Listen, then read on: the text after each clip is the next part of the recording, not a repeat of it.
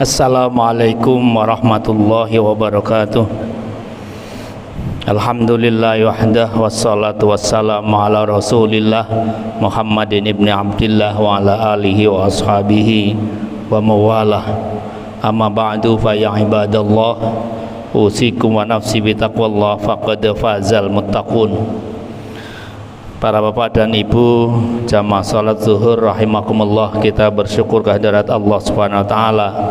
Hari ini Allah masih menjaga kesehatan kita, menjaga iman kita, sehingga hari ini kita bisa tunaikan sebahagian kewajiban kita sebagai orang beriman.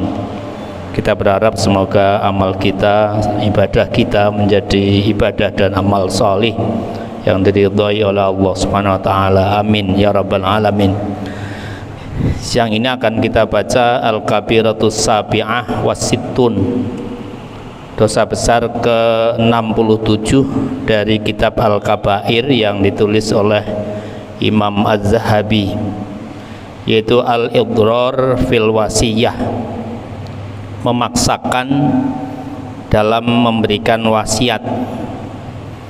Dalam surat An-Nisa Allah berfirman, mim ba'di wasiyati yusa biha aw dain ghairu mudhar, bahwa wasiat itu boleh sesungguhnya, tetapi ia dilarang oleh Allah Subhanahu wa taala dan dianjurkan untuk dihindari ketika wasiat yang kita berikan terkait dengan harta tinggalan kita itu sampai mengganggu pembagian waris.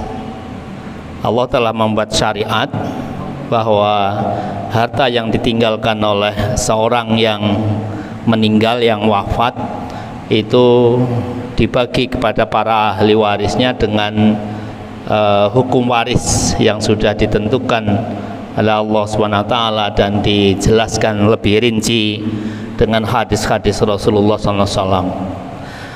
Wasiat ketika ia disampaikan seorang yang memiliki harta kepada siapapun termasuk ahli warisnya, itu tidak masalah sepanjang wasiat itu tidak kemudian mengganggu pembagian waris.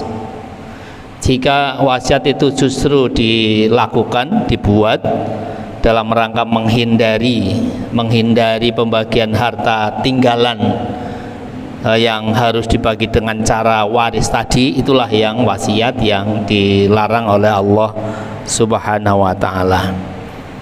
Ahli tafsir menjelaskan larangan ini dari ayat surat An-Nisa itu ghairu mudahilid darari 'alal warisati wa huwa ayyusa bidainin laisa 'alaihi yuridu bidzalika dararul warasati famana Allahu anhu.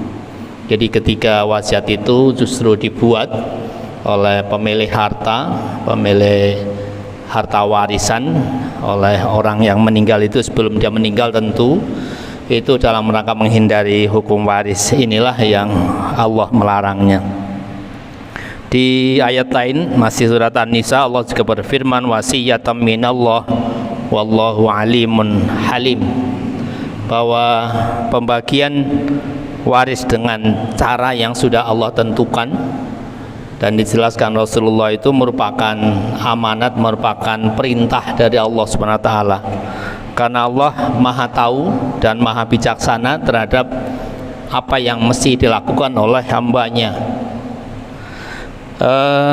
Ibnu Abbas menjelaskan ayat ini, yuridu ma ahallallah min faraidihi fil miras, yang dimaksudkan adalah apa yang dikehendaki, apa yang dimaksudkan oleh apa yang Allah halalkan dari pembagian waris dari harta yang ditinggalkan oleh seorang yang meninggal.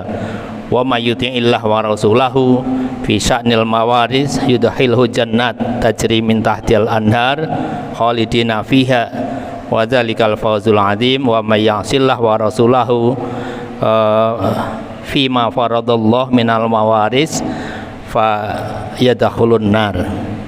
Maka kata Ibnu Abbas, barang siapa yang mentaati aturan-aturan Allah tentang waris itu, dia akan memperoleh balasan jannatin tajri min tahtihal anhar, surganya Allah.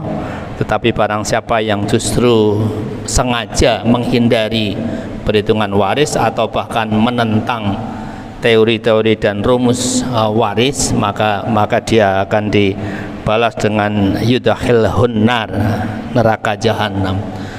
Para bapak dan ibu yang saya hormati, bahwa syariat waris itu syariat yang justru banyak sekali ayat-ayat Allah, ayat-ayat Al-Quran yang menjelaskan secara rinci. Beda dengan syariat lainnya. Hadis tentang waris justru sedikit.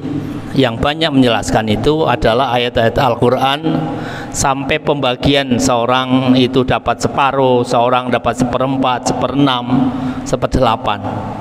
Kalau para bapak dan ibu membaca ayat Al-Quran di surat An-Nisa, itu sangat banyak ayat-ayat yang secara detail menjelaskan itu. Itu artinya betapa Allah memberikan perhatian yang secara khusus untuk pembagian waris ini. Karena memang nampaknya Allah sangat paham tentunya bahwa manusia sangat mudah terpancing, mungkin egonya, emosinya, nafsunya, ketika terkait dengan pembagian harta kekayaan. Makanya Allah langsung mengatur waris itu, hukum waris itu secara detail, walaupun ada beberapa yang kemudian masih dijelaskan dalam hadis-hadis Rasulullah SAW. Ada sebuah hadis yang saya kira terkait dengan ini, an Nabi Hurairah radhiyallahu anhu. Hadis ini diriwayatkan dari Abu Hurairah radhiyallahu anhu bahwa Rasulullah bersabda, innar rajula awil mar'ata la ya'malu bi ta'atillah sittina sanah summa yahduruhumal maut fayudharrani fil wasiyah fatajibu lahuman nar. Summa qara'a Abu Hurairah hadil ayah min ba'di wasiyatin yusi biha audain ghairu mudhar, rawahu Abu Dawud. Kata Rasul, ada seorang laki-laki atau mungkin juga seorang perempuan yang dia umurnya 60 tahun dan selama 60 tahun sudah banyak beramal yang sangat-sangat baik karena ketaatannya pada Allah Subhanahu wa taala. Tetapi kemudian di ujung hidupnya, ujung hayatnya, ia memaksakan diri untuk memberikan wasiat tentang hartanya kepada anak-anak dan orang-orang yang ia cintai dengan memaksakan diri, sehingga mengganggu aturan dan hukum waris. Maka kata Rasulullah SAW, fatajibu lahuman nar, maka justru dia akan menjadi orang yang tidak husnul khotimah, dia su'ul khotimah karena nafsunya untuk memberikan wasiat yang itu kemudian mengganggu hukum pembagian waris.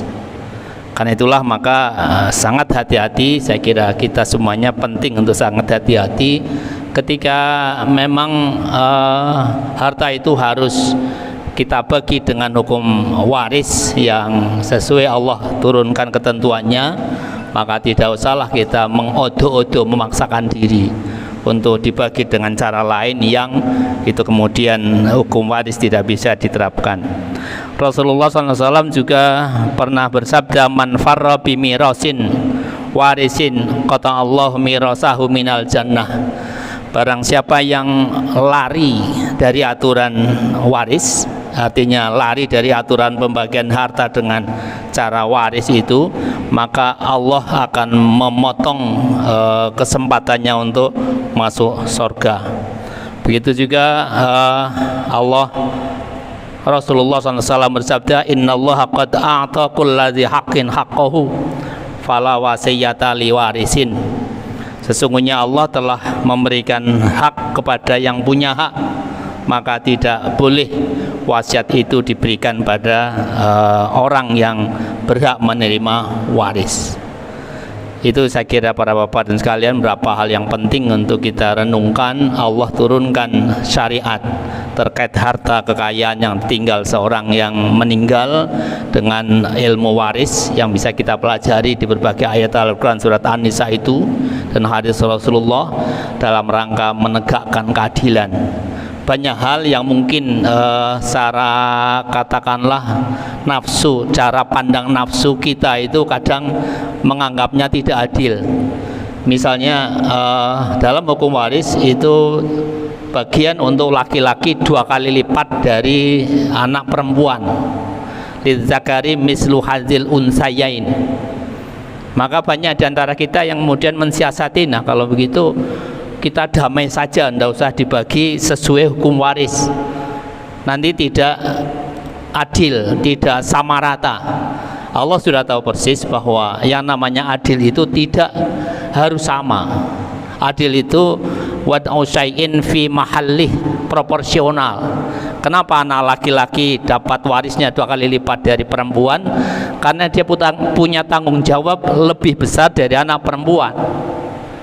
Dia punya tanggung jawab untuk anak dan istri dan anak-anaknya, tapi juga punya tanggung jawab untuk orang tuanya. Kalau dia meninggalkan atau dia masih bersama orang tua, kemudian orang tuanya terlantar, maka yang salah bukan anak perempuan, tapi anak laki-laki. Anak laki-laki lah yang punya kewajiban dan tanggung jawab untuk merawat orang tuanya. Itu salah satu alasan kenapa lidzakari mislu hadzil unsayain, kenapa laki-laki ketika warisan dibagi itu harus 2 kali lipat daripada anak perempuan, dan banyak hal yang lain. Nah, ketika kita melihatnya hanya sepintas, tidak kita pahami kenapa Allah membuat rumusan waris seperti itu, maka mungkin memang kita melihatnya tidak adil. Tetapi sesungguhnya semua rumusan-rumusan pembagian waris itu Allah sudah pertimbangkan sebegitu rupa, dan ketika itu diterapkan, Allah itu maha alimun halimun halim, maha tahu apa yang terbaik dan maha bijaksana terhadap apa yang semestinya dilakukan oleh hamba-hambanya. Semoga kita semuanya termasuk hamba Allah yang selalu mentaati apa yang Allah perintahkan, Allah atur dalam kehidupan sosial kita, dalam ibadah kita. Semoga Allah selalu menjaga kita dalam hidayahnya, amin ya rabbal alamin. Subhanakallah wa bihamdika asyhadu an la ilaha illa anta astaghfiruka wa atubu ilaik. Assalamualaikum warahmatullahi wabarakatuh.